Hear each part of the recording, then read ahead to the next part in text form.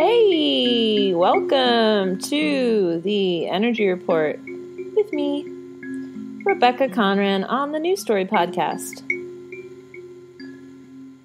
This week we are looking at January the 28th to February the 3rd, Monday to Sunday. First of all, I am still kind of reeling off of that eclipse energy. I don't know about anybody else, but that was pretty intense and very dramatic. There was so much drama. I feel like a lot of people that were just like complaining and this sucks and that sucks and fucking lots of projections were happening through that eclipse. And that can be the downside of that Leo vibe, is the drama, like over dramatizing stuff. And I feel like the last, the weeks after that eclipse are really about processing and rebalancing and sort of like letting the dust settle. Eclipses really bring swift shifts into our life. So now we've been in this period of like kind of incubating and recalibrating. So this week, Monday the 28th to Sunday the 3rd of February, the theme I've picked is I am here on earth to receive. We've definitely had this one before, but this is kind of an every single week type vibe. So I just wanted to tap back into that. I am here on earth to receive. When I watched the Mr. Rogers documentary recently, one of the things that I loved so much about his message from watching that was that he wanted to really tell kids, and I think I talked about this with someone maybe it's in the upcoming conversation on the News Story podcast, but he really wanted to connect with children and let them know that they were lovable and worthy, regardless of whatever else was going on for them. And some of the backlash that he got around that was parents saying, well, you're going to create entitled children who don't think that they need to work hard or do anything. But really how we're still sort of in that place in our society where it's such a reward punishment based society, right? We're conditioned that we have to be good and we have to do good things in order to be lovable. But a child shouldn't need to do anything to know that they are lovable and worthy. They should just feel that from the moment of birth. And for a lot of us, because the messages we received were not that we were lovable and worthy, now more than ever, we need to kind of pattern ourselves and create new understanding within that we came here to receive that love and value and worth and be seen in that light regardless of what is outpictured. So along with that theme, I am here on earth to receive. There are lots of lessons, there's lots of love, and there's lots of resources that we deserve here. So just tapping into this energy this week. The tarot that we got this week has come up in the past. It's the Queen of Pentacles. This is another nice earthy energy. The Queen of Pentacles is a sensible, warm, and giving character. She's honest in her dealings with herself. She's honest with others. Faye, you're being a little too honest right now. I'm trying to record this podcast. She's down to earth. She's loyal. The Queen of Pentacles, if something needs to be done, she's just going to get that shit done. She's supportive and accepting, and she really uses love as her main currency. So this card signals the energy of making headway in really practical, earthy ways this week. And you've heard me talk about it a lot before, of the most practical type of spirituality, which is how we self-care. We're here to be human bodies. They require a lot of practical care, food, rest, hygiene, etc. And so maybe this week we're tapping into how if we're giving our all to ourselves in that way, and if we've got some shit we need to get done in regards to our practical care. So this week we can give what we can to others, but not at the expense of our own care. We want things to be in flow and in balance. This is a nice, prosperous energy for us this week and goes well with our one major planetary shift, our Venus shift, at the end of the week. The ritual I picked this week was realize your own potential. The world needs your gifts, no matter how wacky or crazy they seem. We need to share and see what's truest in one another, what's authentic. And this week's ritual is about realizing what works about you. What's great about you? What exactly are your gifts? A gift that you might have might not be something that you're ever validated for outwardly, but that doesn't mean you can't tap into the energy and be proud of it yourself. I'm really good at whipping up this healthy meal. I'm really good at being reliable and loyal and dependable. I'm really good at my work that I do. I'm a really good artist. Tapping into the positive traits and qualities that are in you, and really tapping into the gifts that you have to offer the collective. And if you don't know what that might be, or you're having a hard time tapping into that, spend some time journaling and maybe ask a loving friend or a family member for some suggestions to get you started. So this week, the major shift we have is on Sunday the 3rd. We're all the way into February already. This was a quick January. And Venus is going to head into Capricorn.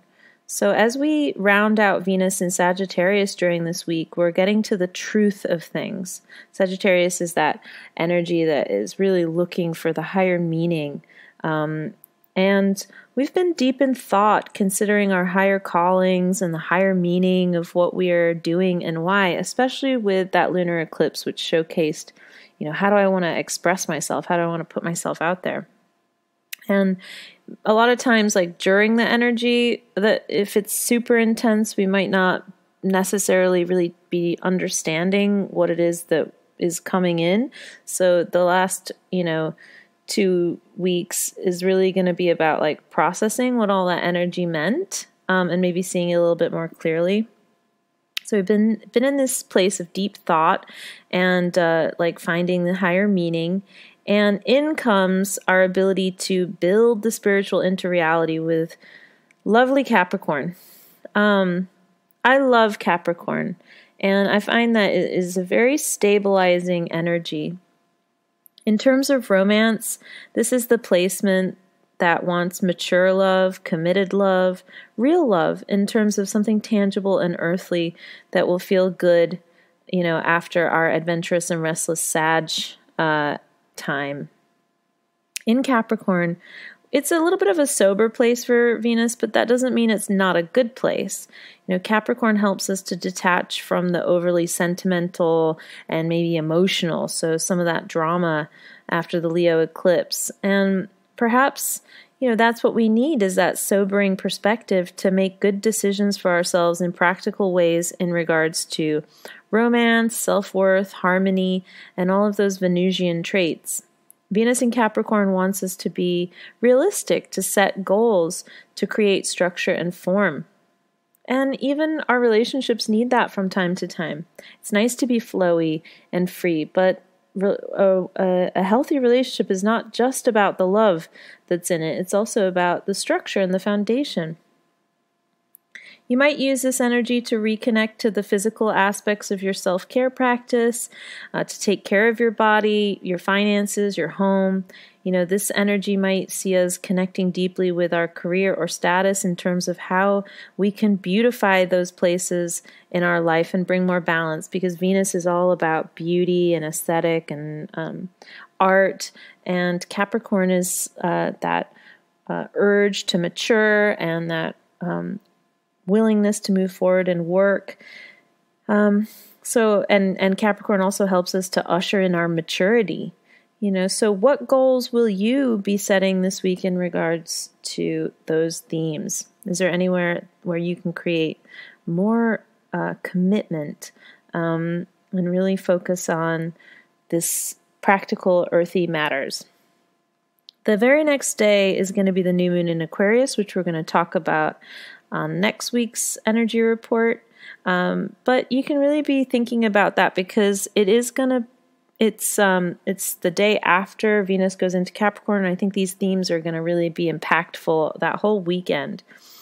So we've been deep into Aquarius season now, the season of the rebel, the soul of the questioner, and the revolutionary. And we might be a revolutionary of politics, health, art, nurturing, business, anything. Anything and everything can be reformed and brought into greater balance and harmony. The new moon, the moon being our creativity, our feelings, our intuitions, flow, and fears. New moons are an opportunity to start a new story. And after the cleansing of the lunar eclipse and all of this processing we've been going through since then, this is us considering what's new for us. What are we reforming in our life? How are we realigning with our truest selves and rebelling against anything that is old and outdated and outworn for us? So set those intentions. New moons and full moons are always a great time to set intentions and set goals, especially with this Venus in Capricorn. So setting intentions to purge out the old, the outdated, the worn out emotions and beliefs that really need your consideration and to make steps into the future.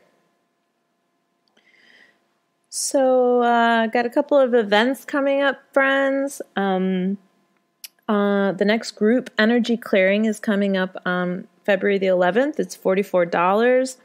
It takes about 3 hours, and there's a guided meditation. It all happens via distance healing, but I will link it in the show notes so that you can sign up for that and also get more information on it.